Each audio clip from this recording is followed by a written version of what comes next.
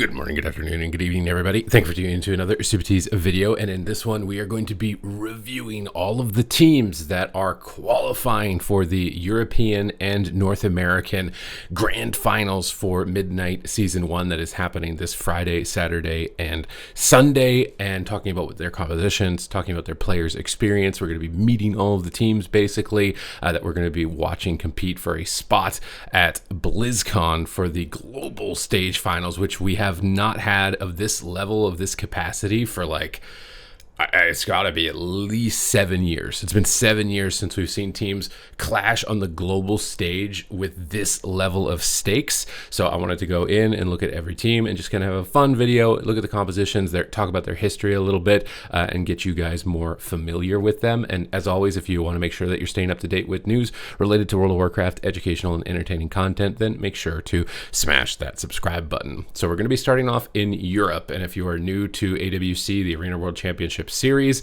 in the finals there is a pre-qualifying gauntlet, which is listed here on the screen, which is a single elimination tournament. Basically, these two teams fight against each other. The winner then advances to fight this team, the winner advances to fight this team, and then the winner fights the final team for the fourth spot in the region's grand finals. This is usually the highest intensity, the most versatile. It has the most variety as far as compositions and strategies. And we have seen teams climb all the way from this bottom ranking spot into the top four before. So this is, to me, like one of the most exciting points of the grand finals, and definitely something that you don't want to miss out on.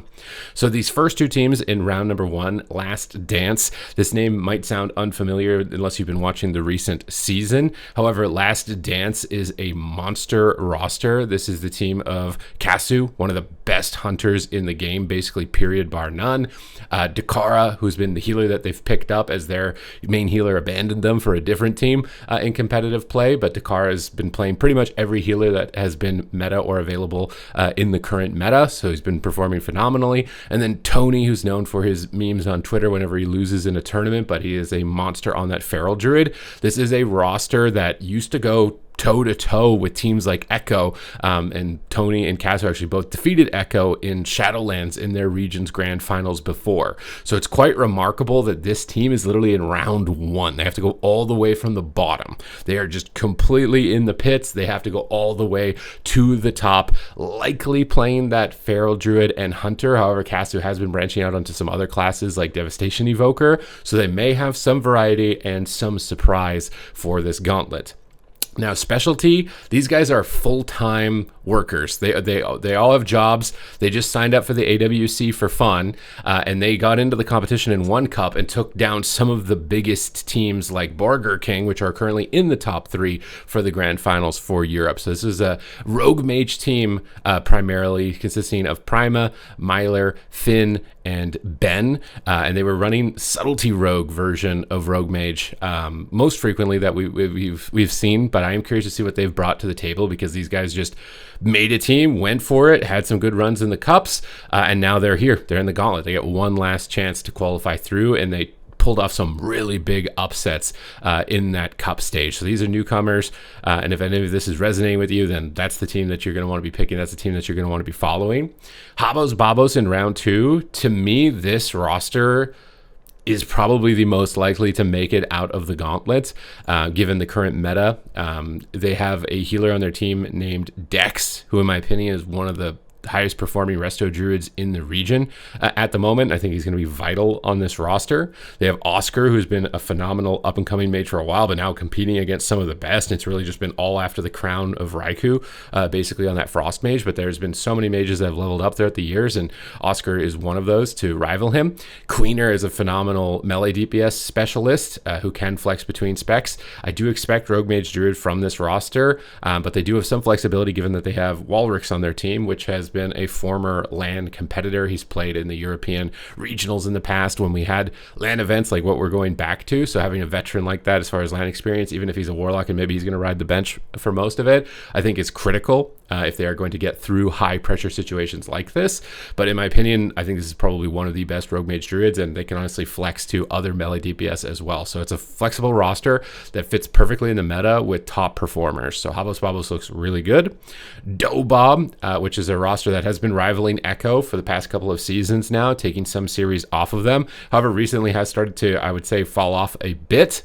They like to focus on their Feral Druid with Flappers, who has competed at the BlizzCon Finals before. He's the guy with the really big biceps. He's massive and strong, and his big ferocious bites on the Feral Druid are really powerful as well. Tessia, who is a playmaker frost mage, pretty much the only mage that takes the Ice Wall PvP talent and tries to make really clutch plays out of that. So if you want to watch someone who's like clutch specialist on the mage, Tessia is the flashiest mage that you're basically going to see, maybe even in the entire globe, which is why, you know, I kind of want them to qualify, because I would love to see them going up head to head with Dobob with that level of play. And then Nala, who has been playing Rogue primarily on this roster. So they do have Rogue Mage. However, the Rogue Mage I don't think has been looking as good lately as their Feral Mage. So it really depends on some of those buffs that came into Feral Druid, if that's going to push things over the edge, depending on how the meta is played out, if they're going to be able to run Flappers or not. And then Relza, who left, this is the healer who left Last Dance to join Dobob and kind of sever that roster and reform a new roster. So there might be a little bit of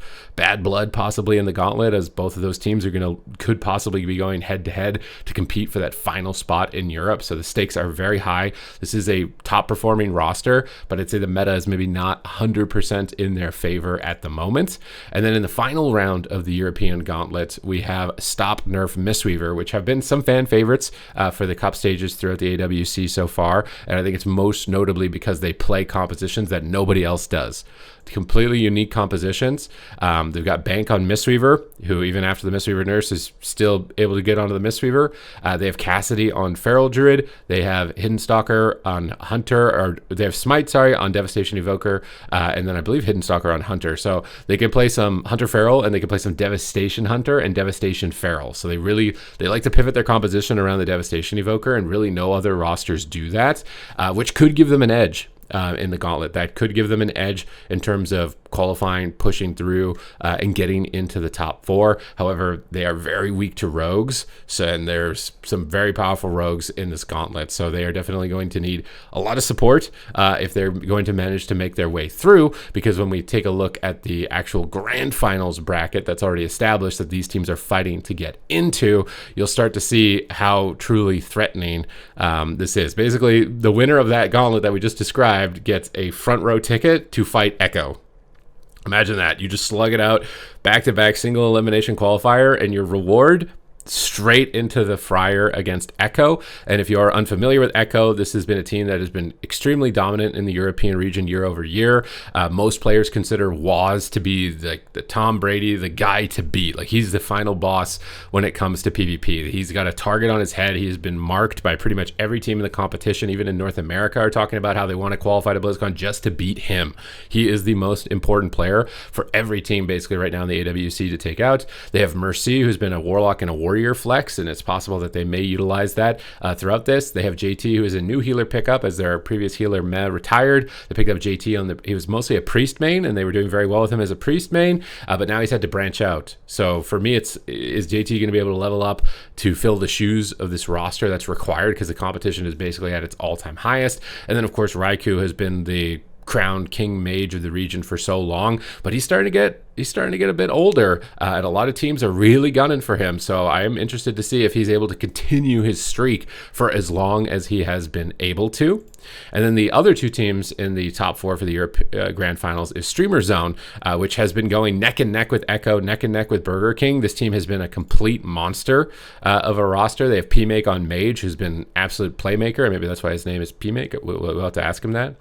They have Next as their healer. They have Brunhilde, who is, in my opinion, one of the best melee specialists in the game. Like, I think he can easily rival Waz. Like, the difference between Waz and Brunhilde is like less than 1% when it comes to overall skill. So this roster is absolutely stacked. And then they've got Jamie, who can come in on Elemental Shaman if necessary, but I do imagine they're going to be sticking to the Rogue Mage Druid, but having a player who can flex onto other things. He has been important in the past. We've seen Zeepai as well, and Elemental Shaman being important in some series and scenarios. And we also don't know what the meta is going to look like after this grand finals moving into BlizzCon. So having variety like this, I think, is integral. And he's also got amazing LAN experience. So getting through these high pressure situations, having somebody who's been through that before, I think is vital, especially when you've got a lot of new faces when it comes to, you know, that LAN environment or stakes that are of this magnitude. So even if he's just going to be a bench warmer, he's still going to be very vital on this team.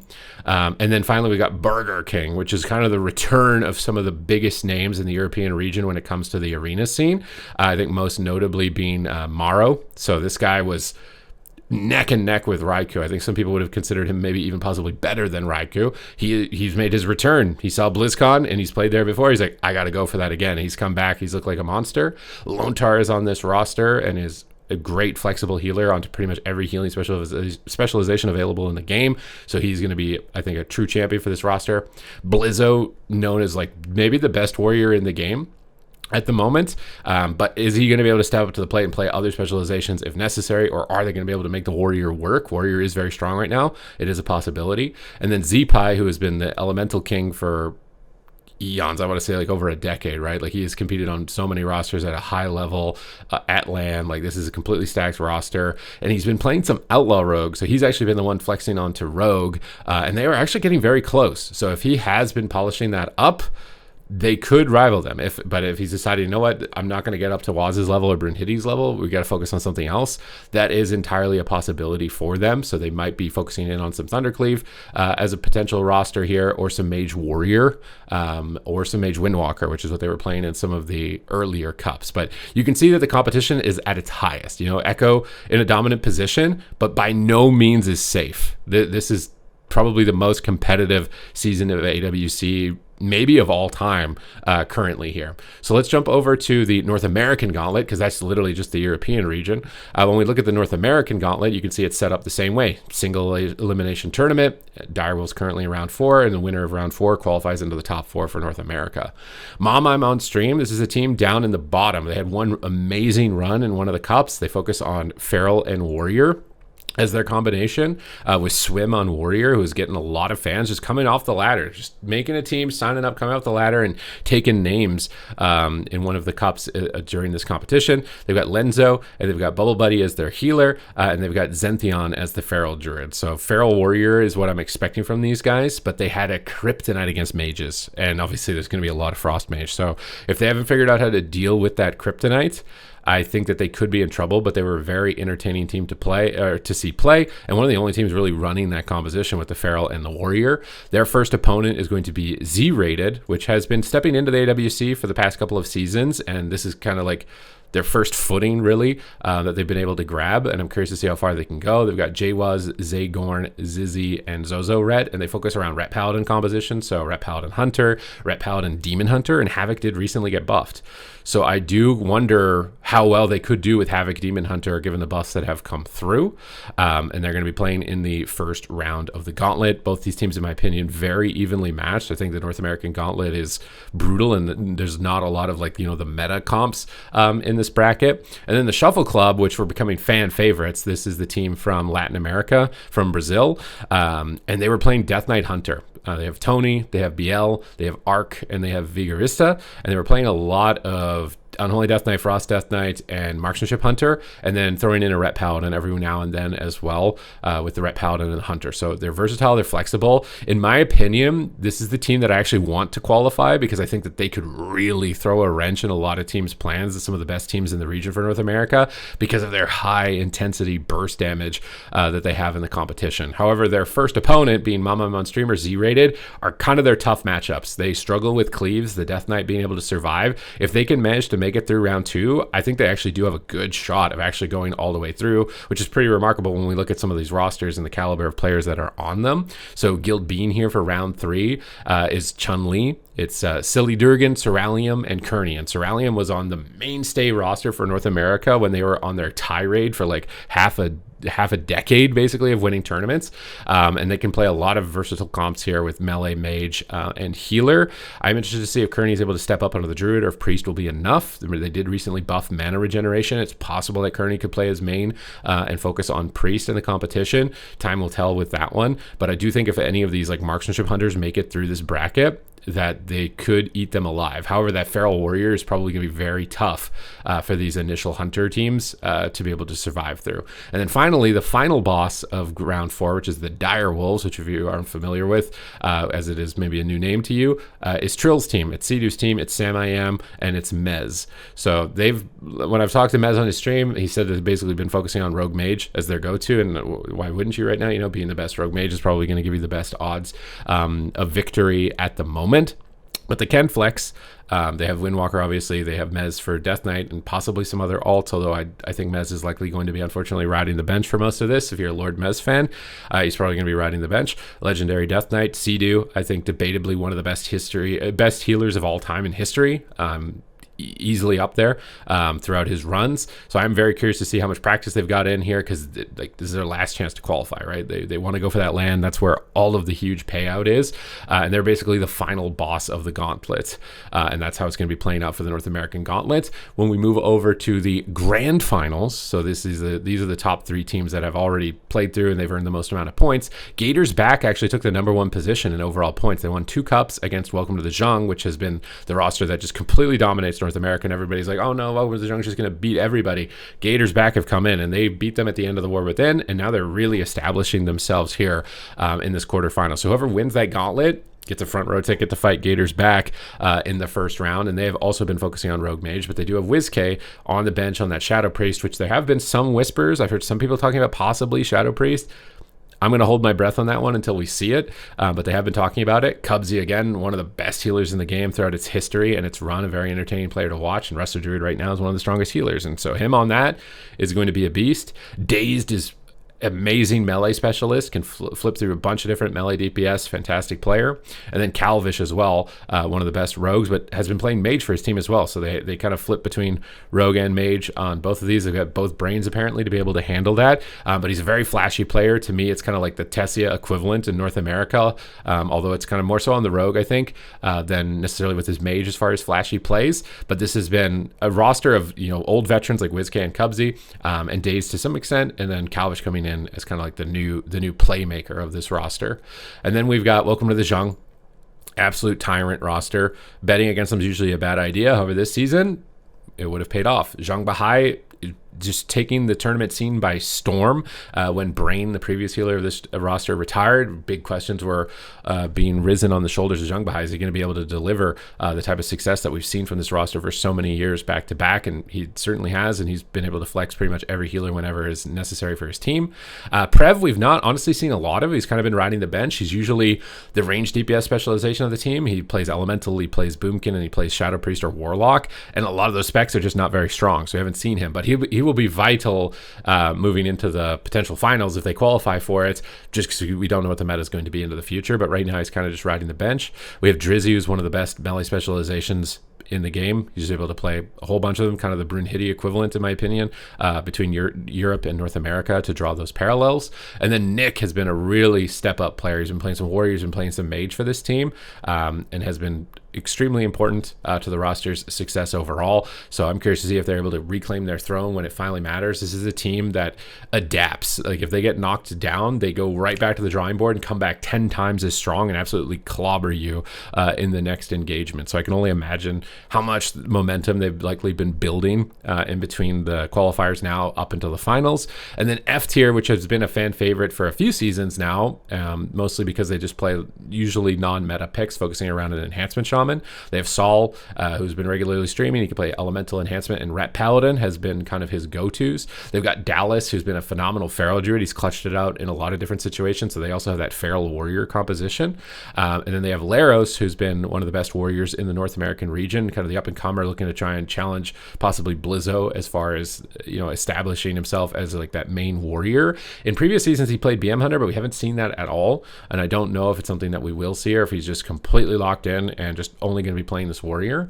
And then Meat Monk, who's been playing Mistweaver and flexing on some other healers, is kind of like the new healer into this roster. They were playing with a different healer in the past, but he's a top level player, and this team has actually been taking games off of Welcome to the Zhang throughout the Cup season. So do not count them out just because their name is F tier. Enhanced is looking really strong right now. I think some of these their elemental shaman feral druid throughout the season was looking particularly deadly. So my eyes are on this team, because basically to qualify for BlizzCon, you need to get top 2. You need to get into the grand finals. You auto qualify to BlizzCon. If you get third place, you have to play against third place from the European region for the final spot to be able to go to BlizzCon. And then the fifth or the sixth final spot is coming from a Chinese team that is qualifying directly from their Chinese qualifiers. So a lot of stakes on the line. You basically have to be top 2 if you want some certain certainty and guarantee to come through. The competition is basically at its all-time highest right now. So this is a tournament that you're not going to want to miss. Like I said, the gauntlet is a great experience as far as like versatility and variety of compositions, and seeing who's able to claw their way out of that to get into the top 4 for what is the highest stakes in over 5 years for arena competition. So I hope you guys enjoyed this breakdown, this run through of the teams, and it's got you primed up and ready for the tournament to engage in it this weekend. Thank you guys very much for watching, and I will see you in the next one.